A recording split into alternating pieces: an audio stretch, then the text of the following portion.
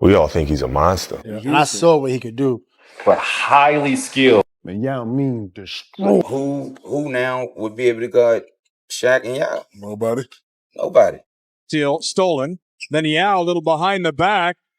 4. No contributions critical. What a pass. He fouled. Yao Ming baseline. Got him. Oh! Yao Ming working on Wallace again. Takes it inside. Oh, baby. He slams it over Big Ben. That's what you call attitude. Imagine Yao Ming in today's NBA. He will be a cheat code, a 7'6" center with a smooth jumper, elite footwork, high IQ, and soft touch around the rim. That's not just rare, it's unfair. Back in the 2000s, Yao was already giving prime Shaq and other physical bigs buckets on a nightly basis. He averaged 20 and 10 like it was nothing. And again, that was in an era filled with physical, hard-nosed big men. Now, he'll be facing smaller, faster centers who wouldn't be able to handle his size or skill. He will dominate inside, knock down mid-range shots, and force teams to double, opening up shooters all game long. And defensively, Yao held his own. He wasn't the fastest, but his size, timing, and awareness made him a reliable rim protector. He averaged over 2 blocks per game, and in today's defensive systems, he will lock down the paint like Rudy Gobert or Brook Lopez do today, but bring a whole different level of offensive firepower. What really holds weight is considering how much better his career could have been with today's training, medical staff, and load management. Back then, he was overworked, playing nonstop for both the NBA and Chinese national teams. In 2025, he will be playing fewer minutes, getting more rest, and staying healthier for longer. Picture Yao playing next to someone like Luka or Steph, running pick and rolls, hitting open jumpers, or punishing switches in the post. He will be an all-NBA lock, an MVP candidate, and a matchup nightmare every night. Yao wasn't just good. He was built for the modern game before it even existed. So I'm going to show you a collection of NBA legends and players explaining how good Yao Ming was. Enjoy the video, man. But Yao around the league, in terms of what other players say about him, we all think he's a monster. I remember the first time I saw him and I thought to myself, there's not many people that make me feel small. I was amazed at his size and, certainly his ability. He was a skilled big man. Oh, yowza. Oh, Yao Ming. He was a monster to play against. We had great battles together. Was glad that I was able to play against the great Yao Ming. Yao Ming's got it. Turns it and stuffs it over the Give him that one. And on Shaq. When you think about all the great players that came over to play and establish themselves in the NBA, he's one of the best. 3 seconds left. Steve. I mean, the minute I got traded there, I had a conversation with Jeff Van Gundy. So mind you, I'm just coming off of NBA scoring title 2 years in a row. So I get to Houston, and the first thing he told me, he was like, "You're not going to lead the league in scoring." Dang. How talented was Yao? Because he had a quick career. You got a chance to play with him for a good chunk of it. For his size, how skilled was he? Bro, he was extremely skilled. Like I said, left hand, right hand.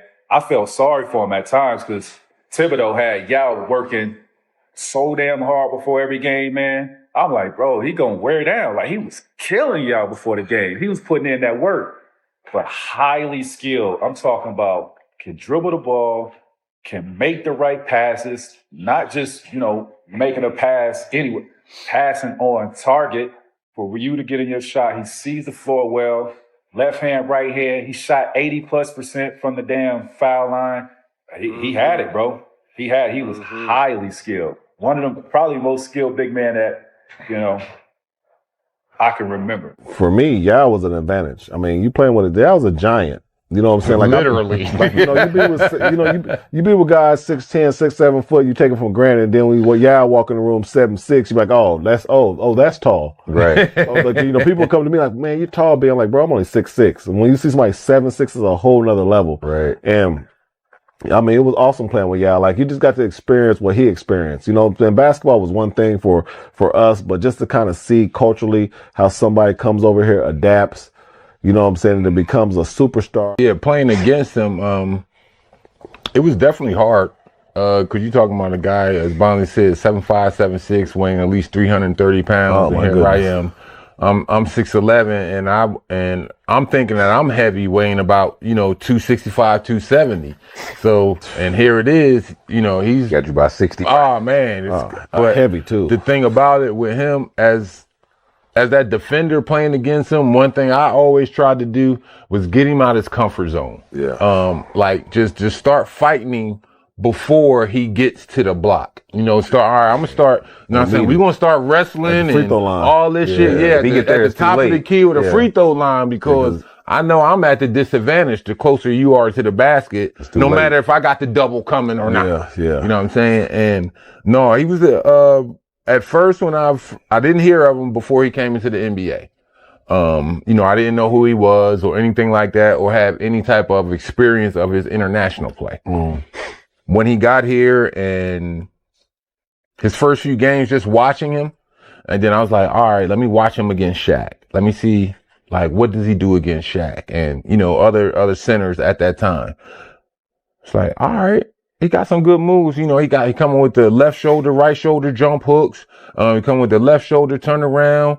He put it on the floor, 2 or 3 dribbles. He can, and even though he didn't have to, but at 7'5", he trying to give you an up and under. I'm like, all right, he got a good skill set with him. So that's what made me say, like, all right, look at him more in depth. Like the best player you ever played with in your career?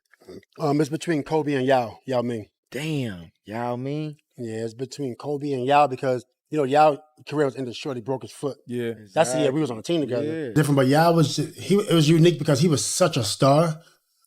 And I thought I was going to see something different. Like maybe Yao have the big boy Rolls Royce, you know what I mean? Like maybe security and all this other stuff and maybe don't practice. Total opposite. Humble. Coach Rick Allen would have to tell him stop running because we would do these running drills after practice. And Yao would do every drill. Yao didn't sit out no drills. But that's not typical. You can ask anybody right now on teams when it's time to do suicides. People that's smaller than Yao. Yao ran every single suicide when he didn't have to. When he should not have been running. Because he might have had a longer career. And we needed him. We need his energy. But Yao's like, nah, if the bench player is going to do it, I'm going to do it. That's Yao Ming. That's crazy. Yeah.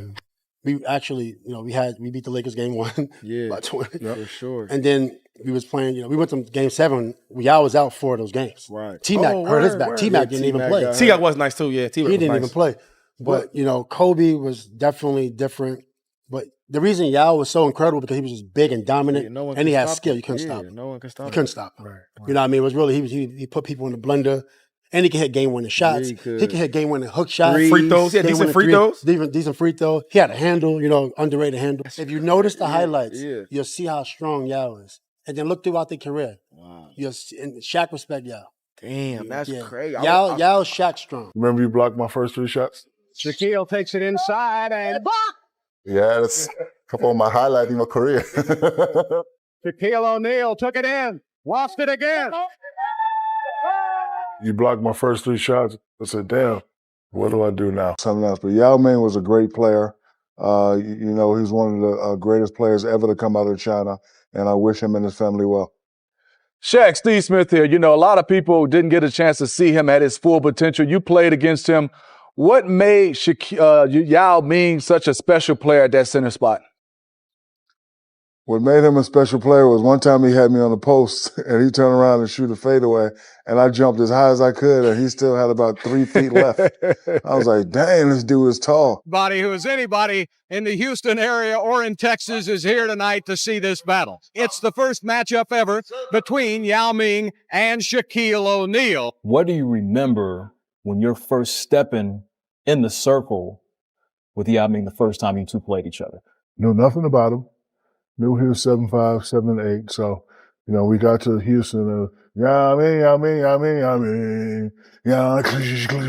like, okay, they're trying to do like Rocky IV, Apollo Creed, all this and that. They want to give him the fanfare. So I said, okay. So, I wanted to give him a little finesse. I wanted to show him I was smooth. So I get on the post, and I go right there. He blocks it. Crowd go crazy. Well, you got that one. You 7'8", you're supposed to block it. Get another move. He blocks it. 3rd time he blocks it. Now I'm mad. Now I got to go in the playoff mode. Now I got to turn the power. He tested me because he was 7'8" and he was hard to move. He couldn't stop me, but guess what? I couldn't stop him either. I put him in the category of a king. Like, hey, King, you can't stop me, but I know I can't stop that fadeaway. And he was the only guy that would catch it in the post and look at me. He just looked like, y'all just look at me, and then I'd come and try to block it, and he just shoot right over me. Whoop. I'd be like, damn. But the funny thing, the first couple of times, China, language barrier, I never knew he spoke English. So one day I hit him with a nice bing, bing on the baseline. Ha ha! Shot the boom. He's like, nice move, brother. And I was like, you talk English? He's like, yeah, talking. I was like, why you didn't talk? He said, Shaq, you never talked to me. I was like, man. So after that moment, like, we, really, really became close. First impression of Yao was, who the fuck is this? Because he came in and I tried to hit him with a smooth finger roll move, block. Next play down, I tried to hit him with a fadeaway, block. Next time I tried to come up, dunk, block. First guy that blocked my shot 3 times in a row.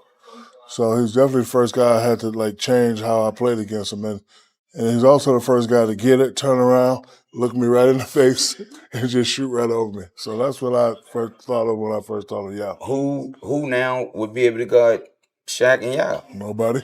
Nobody. Right. You know what I mean? So guys,